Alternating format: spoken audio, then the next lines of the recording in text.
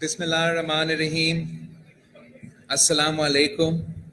I'm incredibly grateful to the organizers of this event for having given me the opportunity to speak on Asma Jahangir and some thoughts that I may have.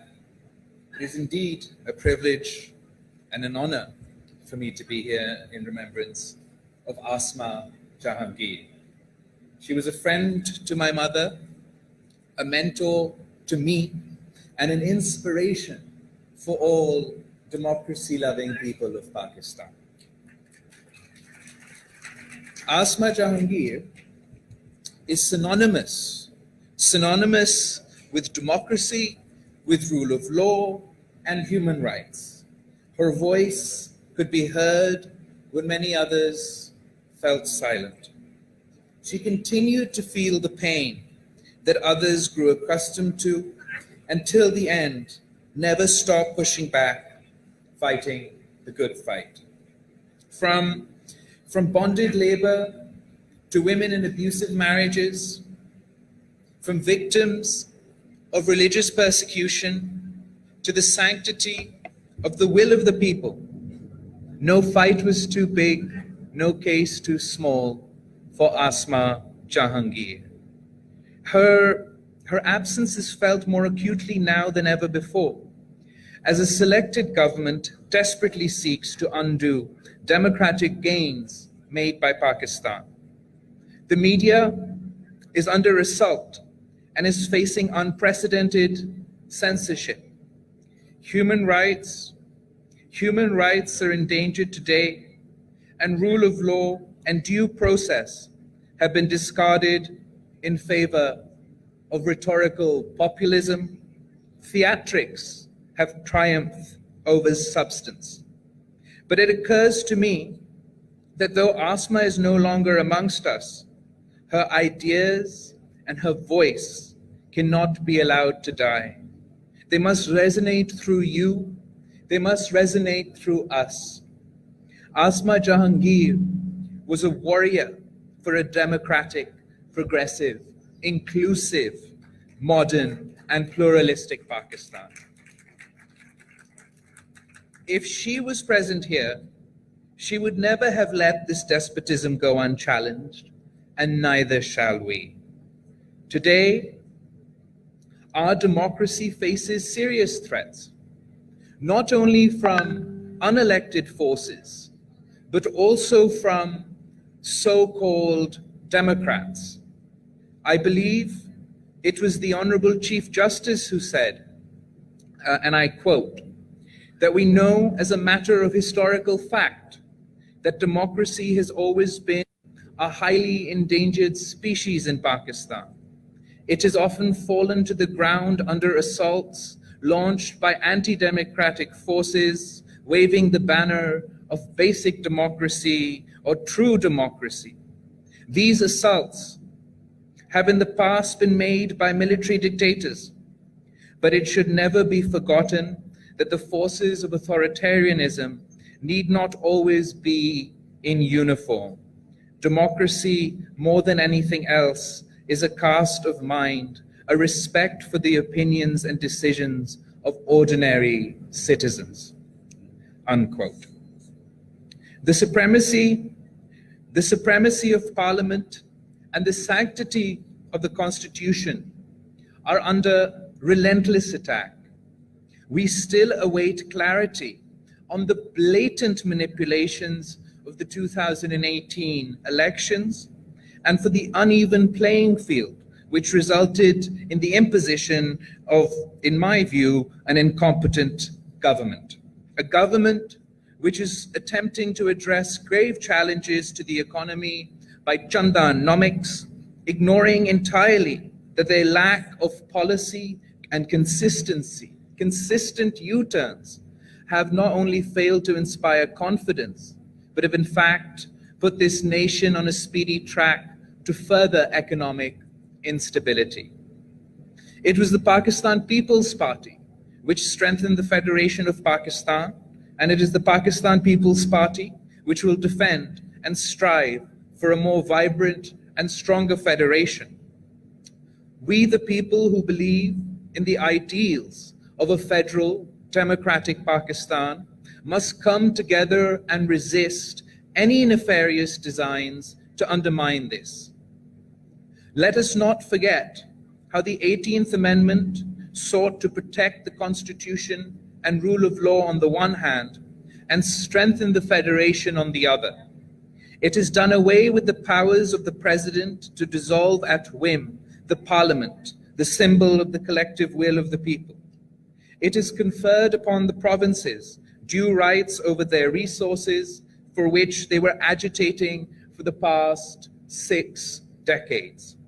It has restored the balance in the distribution of fiscal resources between the federal government and the provinces by a more equitable NFC award. Instead of making population as the sole criteria, backwardness of a province and other factors have also been given weightage. I should therefore like to warn against any attempt to roll back the 18th Amendment or the NFC award. The Pakistan People's Party will stoutly and resolutely resist any such move. Let there be no doubt or mistake about it. Ladies and gentlemen, civility and democratic norms in politics have been replaced by hysteria and abuse. The government has neither the will nor the capacity to deliver on the false promises made during its campaign. The rule of law is the soul of a democratic system. The judiciary has the responsibility to inspire confidence that justice will be done, that everyone will be treated fairly, and that fundamental rights will be upheld. Sadly, in the past, our judiciary has failed to inspire this confidence.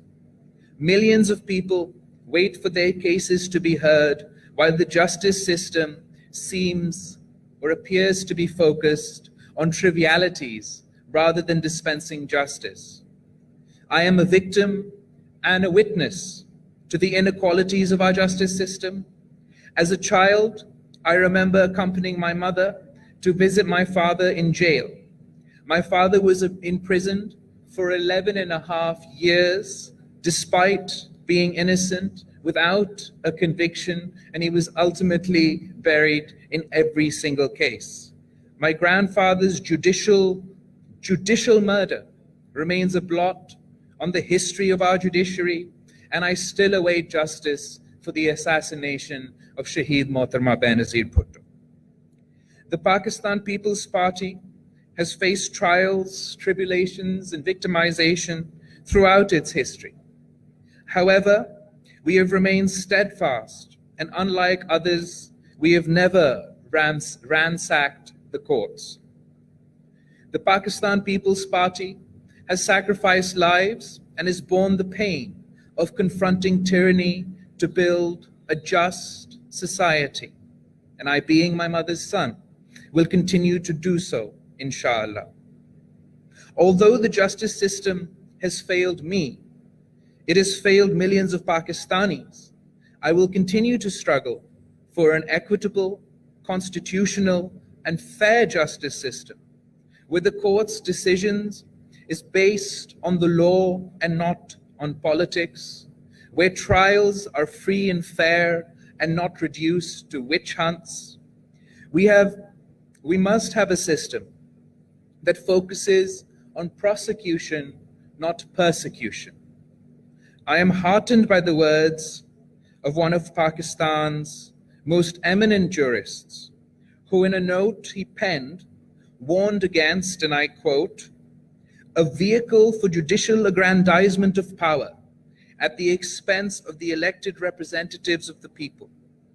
On the conceptual plane, it is devoid of merit and amounts to little more than a vessel into which judges can pour whatever economic, political, or social theory as may their fancy or whim at any given time. Constitutions in free societies are made by the people for themselves and through their chosen representatives. It is for the chosen representatives and no one else to act in such matters. Why should that power not be exercisable by such representatives in their collective wisdom? And why should its exercise be at the mercy of unelected judges?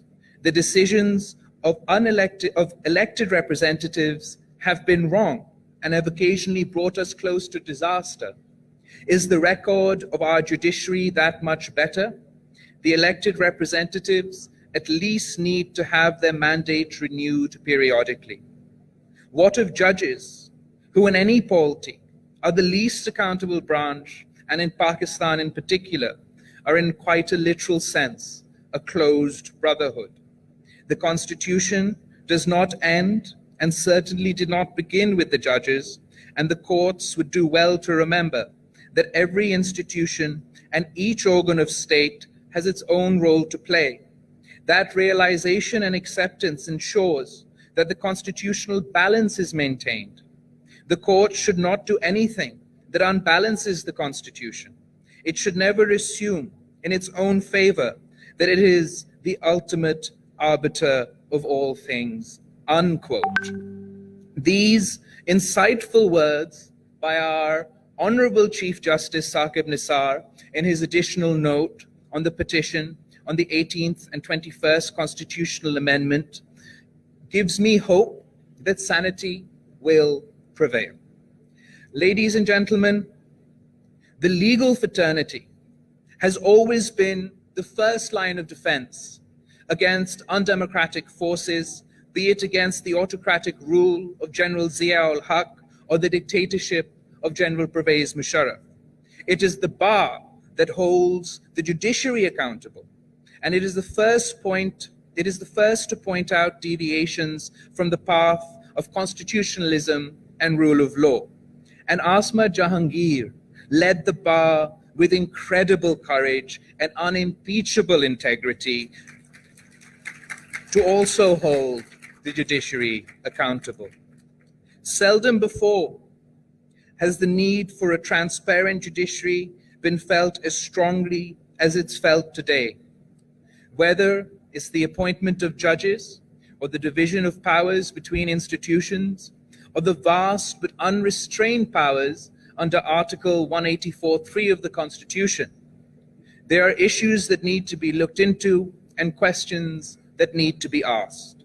A transparent and accountable judiciary is not a political slogan, nor is it a manifestation of politicians seeking to expand their own powers. It is for upholding the majesty of law and the dignity of courts.